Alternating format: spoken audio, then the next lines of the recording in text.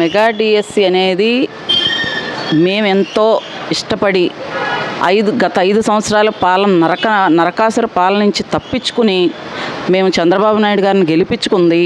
ఆయన చెప్పినట్టుగా ఫస్ట్ సంతకం మెగా డిఎస్సి మీద పెట్టింది మా రాష్ట్ర ప్రజలందరినీ శుభ్రంగా ఉంచడానికి, చదువుకున్న వాళ్ళందరికీ ఉద్యోగాలు తేవడానికి ఆయన కృషి చేసింది.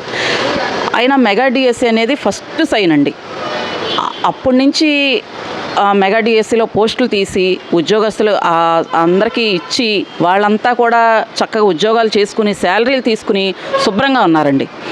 కానీ మరి గత సైకో గొడ్డల ప్రభుత్వానికి ఏం గుర్తొచ్చి అంటే 2 సంవత్సరాల తర్వాత మీకు ఎలా గుర్తొచ్చింది అనేది, అంటే మీ ఏమన్నా అవినీతులన్నీ బయటకు తీస్తున్నారు, ప్రజలందరూ వాటి గురించి మాట్లాడుకుంటున్నారు, బాబాయ్ రక్త చరిత్ర గురించి, లేదంటే తల్లిని చెల్లిని బయట పంపించిన చరిత్ర గురించి, లేదంటే మిగతా మంత్రులు ఆడుదాం ఆంధ్రాని దోచుకున్నాయి, ఇసుక మీద దోచుకున్నాయి, ఇవన్నీ మీ కుతంత్రమైన రాజకీయాలన్నీ బయటకు వస్తాయని, మీ అవినీతి రాజకీయ చరిత్ర బయటకు వస్తుంది, జనాలందరికీ తెలిసిపోతుందని మీరు ఈ రోజున సక్రమంగా మేమంతా ఎంతో సంతోషంగా ఉన్న గవర్నమెంట్ని బురద జల్లాలని చూస్తే నమ్మడానికి మేమేమి అంత తెలివి తక్కువ వాళ్ళం కాదండి. మీ చరిత్ర అయిపోయింది. వైసీపీ గొడ్డల పార్టీ అనే చరిత్ర అయిపోయిందండి. ఎందుకంటే మిమ్మల్ని ఎంతో నమ్మి మేము ఓట్లేసి గెలిపించాం.